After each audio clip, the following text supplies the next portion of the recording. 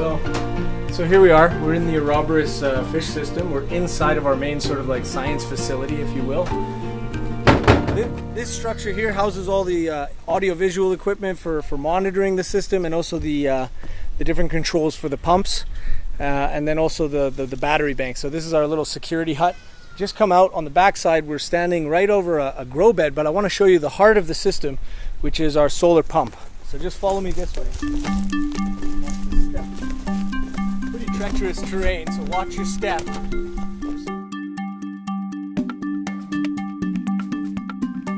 Okay, so here we have the edge of the open water system. So we have, in the Ouroboros, we've layered two systems, the natural system and the cage system. So we have the cages in a natural environment, whereby outside the cages we have tilapia which are breeding and living in these little wetland areas like this. And you can just see, if you were able to look very closely, there's a massive diversity of life in these edges. You can see underwater algae and leaves.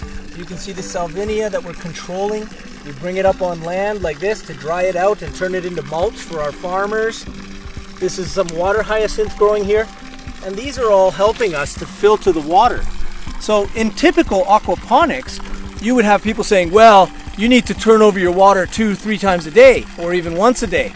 But for us, we're fine with turning over our total volume of water once every 6 months or 7 months, because we're using so many other types of filters. And that's the beauty of this sort of dynamic system that you mimic from nature and you control for commercial production. Very, very organic. So as we follow the water lines to the sides, we see that we have these very large trenches that I'm now standing in. And this trench is being filled with all the lake weeds which the system is growing, so that we can eventually have a grow bed. Now this is, like I said, this is only 3 months old, and this grow bed is still in development, but the point is, over time, all of the excess organic matter goes into these garden beds, 80 meters long, 1 meter wide, for vegetable production whenever we need it. We can pump all this water and direct it here, and that is why we're saying it's kind of an aquaponics outdoor system. The water from here seeps back through this edge here, which is what we would call the shallows, and it filters back in clean into the fish area. And again, you see yet another layer of water control and filtration and use. We're using the water for the vegetables, we're using the water for the fish, and we're using the water for so many other things as we go along. We can put in different types of water plants that have economic value. We can put in different types of fish in different cages that have economic value. We're looking at putting in shrimp, freshwater shrimp. There's beautiful red cray shrimp here, like a cray type shrimp. They're totally delicious. We can put them in here and try it out. Just keep layering it up, so you have so much biodiversity in a controlled system that's ethically producing them over and over again. So here you see our larger cages in the background. There's 11 cages there, and those are stocked with the fish which have grown quite large that we want to now take for harvest as soon as possible.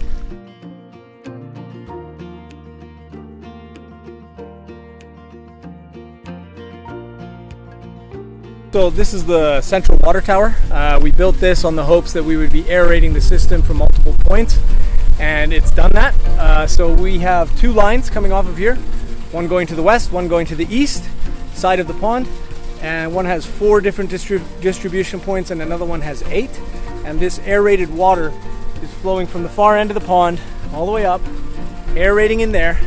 And this is the junction point where now we can inoculate this water with algae, we can inoculate this water with organic nutrients like manure tea, and it'll flow through all those different points of interest and disperse very, very passively into the whole water system for us. And this is sort of the key to the Ouroboros system, is a larger scale outdoor approach to aquaponics theory, and practice and science. It's amazing.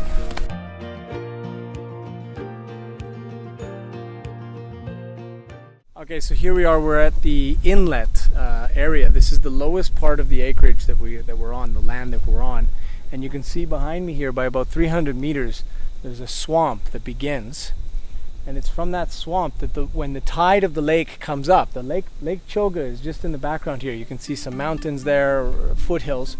And to the left you have Lake Choga, and to the right, coming all the way back south, you have the Nile River. And so a lot of this water has just actually traveled about 90 kilometers from Jinja down a series of rapids to clarify itself, and then entering into this bay area here, which is sort of a wildlife sanctuary, like an estuary.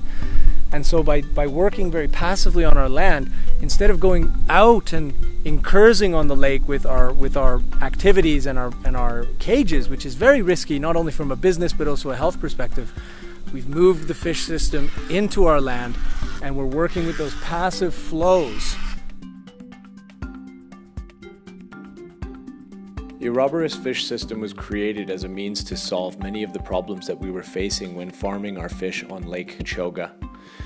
The lake weeds, the storms, and also the security threats were too much for our company to be able to bear. Profitability was out of reach. By bringing the system inland and by adjusting it with solar pumps and incorporating the lake weeds in a manageable way, we're able to feed our fish off of algae and zooplankton, as well as the traditional fish feeds, for a much lower cost of production, while at the same time having higher security and more control in terms of not having massive waves hit the system when storms develop. As well, our health and safety is much higher for our staff, and the local environment is thriving because we're not causing any pollution, with all of the nutrients in the system being recycled by that system, creating secondary products like vegetables. So we believe we've created something very unique, and we're going to be looking forward to, over the years, expanding the fish system even further so that other farms around the world can replicate this wonderful idea and also gain the benefits of having a much safer, more productive system for their fish production. Thank you for watching.